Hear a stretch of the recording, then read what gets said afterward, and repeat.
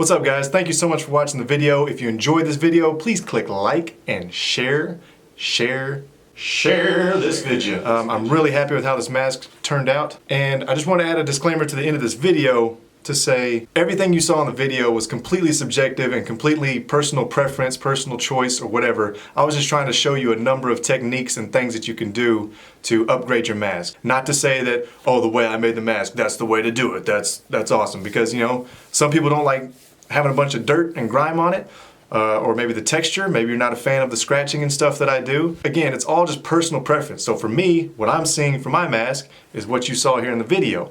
Might be completely different for you. I just want to give you the idea to not accept what the Halloween store gives you. You don't have to settle for what the Halloween store gives you. With a little bit of paint, some sandpaper, and some creativity, you can do some pretty cool stuff with these masks and make it your own, make it one of a kind, make it completely custom if you'll just be creative. Be creative. Catch you in the next video. Thank you for watching. Peace.